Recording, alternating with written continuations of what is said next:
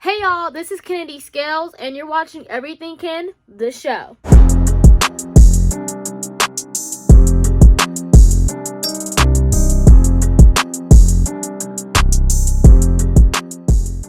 What's up, y'all? I am so glad that we are back this week. Last week was amazing.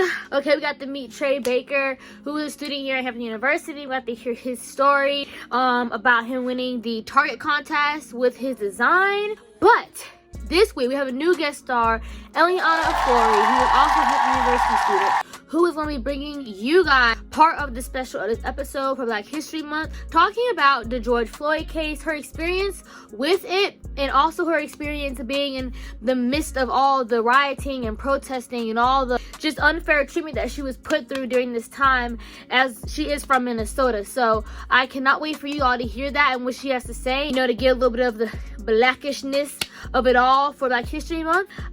To all my brothers and sisters, happy Black History Month. Let's all find a way to celebrate it and all remember everything that our ancestors have been through. I like to call them Black heroes like MLK, Rosa Parks, Malcolm X, all these people. And as well as that, anybody today who is out here working hard in their job or in a club or in school trying to make a difference in the world as a Black young man or woman. So please keep that in mind, that this is the perfect time to celebrate them. But before we get started, I know y'all want to see the interview with Eliana, but before we get started, before, calm down. We're gonna go straight into recap of this week.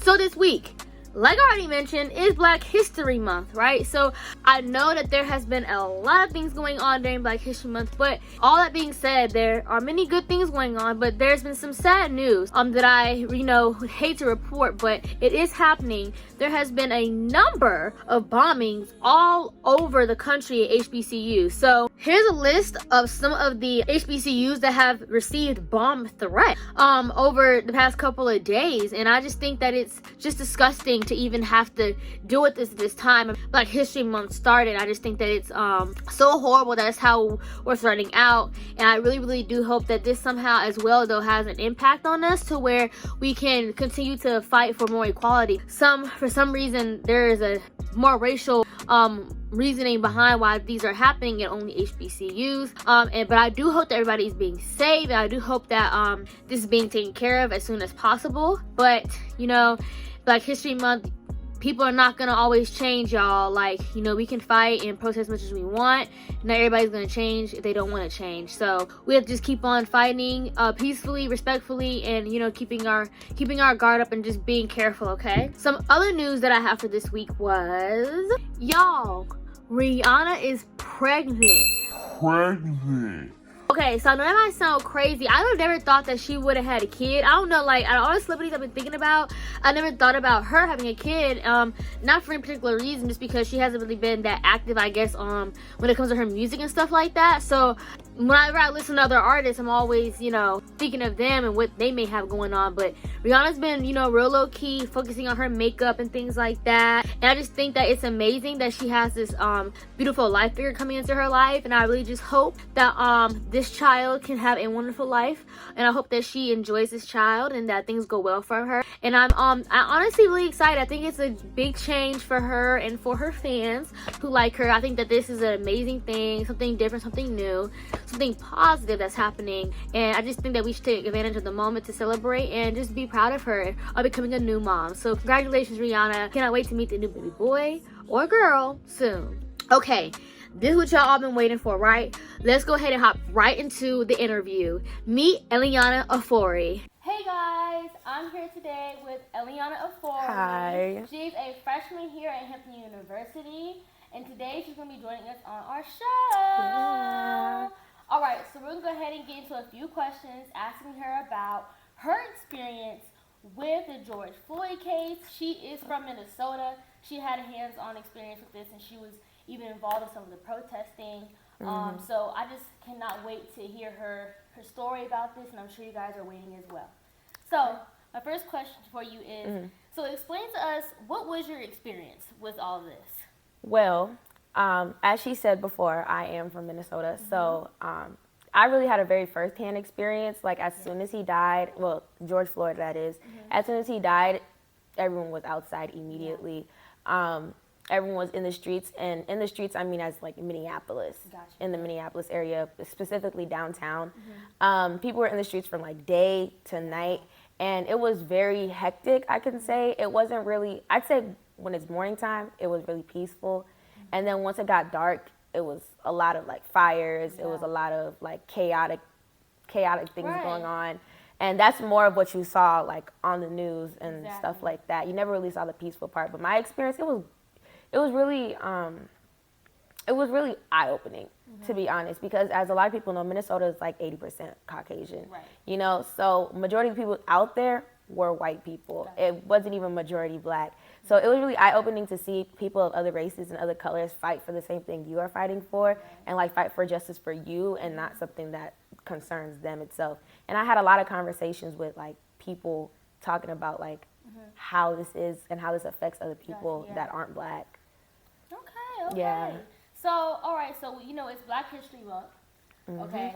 And that's part of why we're doing this today, because I think that we're all kind of sitting here like, well, this is a time to reflect on, you know, people like MLK and Rosa Parks and Harriet Tubman, all these people, you know, who fought and dedicated their time to make a change.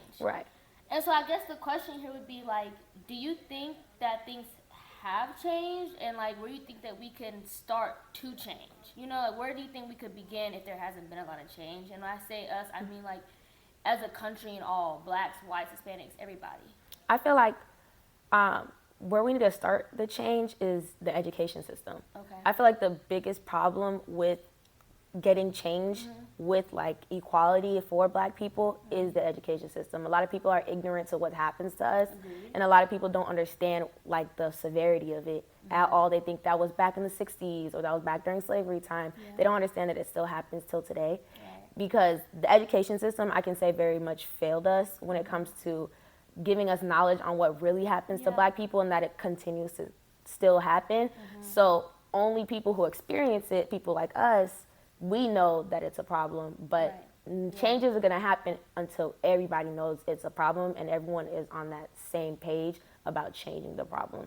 So I feel like it just starts at the education level, you know, in schools, actually teaching history that isn't just MLK and Rosa Parks and Malcolm X, you know, actually teaching that like there were other black people who weren't just in the civil rights movement that did stuff for America, and that it's still happening till today. They continuously leave that part out, and it makes people think that that was just back then and it doesn't happen now. So change isn't going to come until everyone is aware that change needs to happen. Do you agree with the fact that some of the education also starts with at home as well? Oh, like most what's definitely. being taught in the household? Right, exactly. Because I believe that honestly a lot of people they forget the fact that, you know, you're not born racist. You're not born knowing color. I mean, there's been videos and scientists that have tested this, and they've asked the white kid, hey, like, you know, do you not like her because of her color, or what color is she to you, or what is she to you? And they say, oh, she's a person. That's my friend. They don't say that's black, or she's tan, or she's white, or she's like, they don't say that. They say, that's a person, that's my friend. And that's when I really realized, okay, this is definitely being taught in a household as well. So you said, I believe, before we talked about this, we discussed this back earlier this year. I believe that you told me that you were also one of the protesters that were involved. Did you experience anything open your eyes, like, while being in, like, the gritty part of it all? So I would say, I think the night after George Floyd was killed, I was in downtown Minneapolis, and it was around, like, midnight. And when they were burning down the liquor store, when they were at the Minneapolis 3rd Precinct, or was it it was one of the precincts, 3rd or 4th, one of the precincts, they were burning down the Arby's. They're like, all these pictures that you saw online, I was there. Like, I was in the middle of it. And you think that it'd be a lot of fighting, it would be a lot of cursing, it was just a lot of people crying. And it was a lot of people just literally just yelling, we need a change, we need justice. And it wasn't even just for George Floyd. They were coming with posters of names of everybody who was killed by police brutality. And there was a lot of stories being told about, yeah, Minneapolis police did this to me, and Minneapolis police did this to my cousin and my uncle and whatever like that. It's not just George Floyd. George Floyd, it just became nationwide because the video went viral. You feel me? But Minneapolis police itself has a lot of issues. This is ongoing. This is the things going on behind the scenes. People just don't know about. Right. So I was down there. I was really just listening to people's stories. It did get rowdy because the National Guard came and they were throwing tear gas, shooting people with rubber bullets, all of that stuff. They were trying to clear everybody out the streets. They were saying that there was a lot of, the curfew was enforced too. So the thing is, we were all out past curfew. So they were saying that we can literally move you guys out the street because curfew was at this time and you guys are outside. So it was kind of dangerous. It really was. Like, that wasn't a scenery for someone who was little. That's not scenery for someone who's not educated enough to know what's happening at all. And then there was also people who were there that should have not been there. As in, like, there's people that came from different states and stuff like that. I remember mentioning that. Yeah, who came from different states just to cause trouble. Like, and that's what a lot of people did see in the media. And that's what, you know, and that's what they expose more is that. And that's why I really wanted you here today, because I think you were one of the first people that she's one of the first people that I ever talked to or had a conversation with that could tell me, like, that they actually saw what was really up. Right. Because, you know. The media, they showed, Black Lives Matter protesters, they're looting and they're rioting and they're burning things down. But if you were there in the street, you know, like, people are just angry. They're just sad. They're tired. They're just tired. And I'm talking about the first couple of days, it was so peaceful in the morning. But then when when we were peaceful and we were just trying to have a conversation with the police, they weren't hearing us, So now what we gonna do? Now we're gonna do something that breaks your property so you can hear us. You know? Like, if you can't hear us at first when we're peaceful, I guess you're going to hear us now when we get rowdy and we get chaotic. So, I mean. And I've also been told by people too, is like, you know, some of the writing was not always from African Americans. Oh, most definitely not. And I mean, like, not to say that it wasn't, you know, us black people at all. Right. But, I mean, let's just be real. I mean, let's not ignore that guy that was, I forgot what his name was, that was in the streets with the gun, the rifle. And he didn't get shot down and attacked. If it was a black person, it would be different. It'd be a different story. Totally different. And so I just think that it's just not amazing, but it's amazing though when you think of how like how easy it is, like, and broad it is to see, like, the difference. Exactly. And it's like people still are not, they're not getting it's not clicking at all. So, and I guess with that being said, so with all that, the protesting, the rioting, and then even just like, you know, like I was saying, with people still not understanding the difference between like, you have white folks who are attacking the Capitol. That wasn't taken care of as if it was black people, right? So like, you're still seeing the difference in treatment. Right. But so do you think it'd be appropriate to say that, you know, all of our black heroes, you would say, like you were saying, like, not even just MLK and them, but other people in the past that have worked hard to make a difference in the world, would you say that it was for nothing, or would you disagree with that?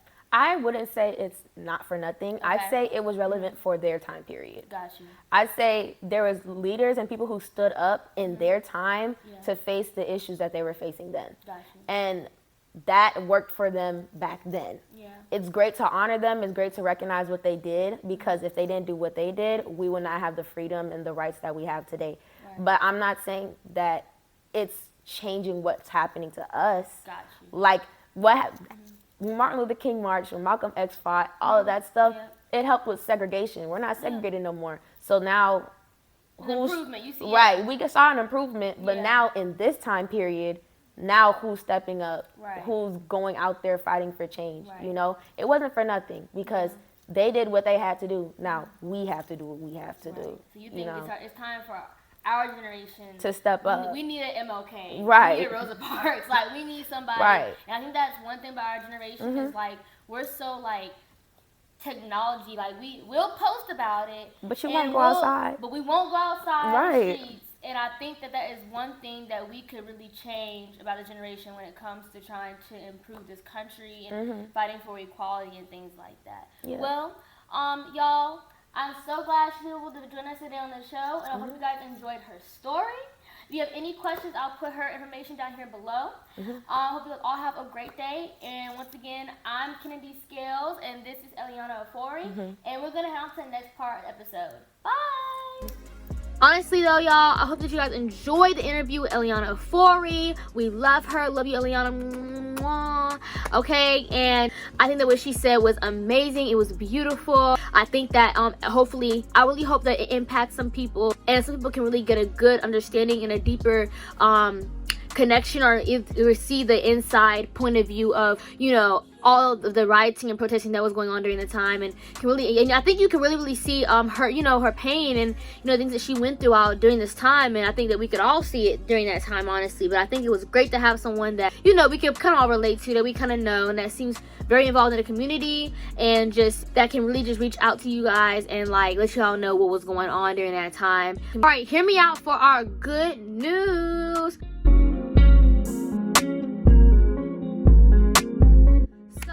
I have some great news for you guys.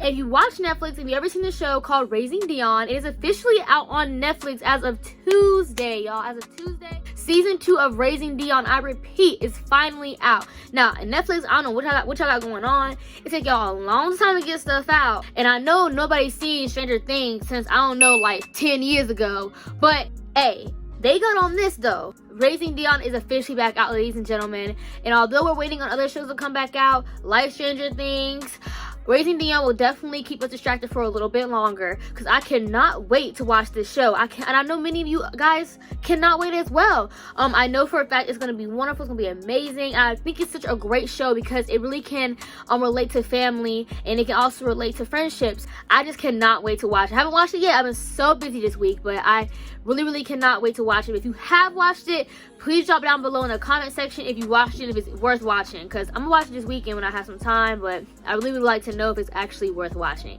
Once again, y'all, thank you so much for watching my show. If you have any questions, comment down below, or hit me up on any of the social media platforms listed down below.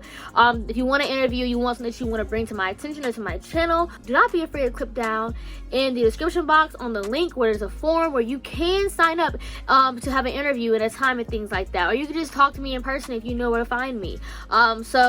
But please, once again, don't forget to subscribe, don't forget to share, don't forget to turn on notifications, okay? Don't forget to like. Just please get active. Thank you all for your support, and you all for watching my show, and I cannot wait to see you guys next week. Once again, my name is Kennedy Scales. This is Everything Ken the Show, and I will catch you guys later. Bye. Stay safe and happy Black History Month.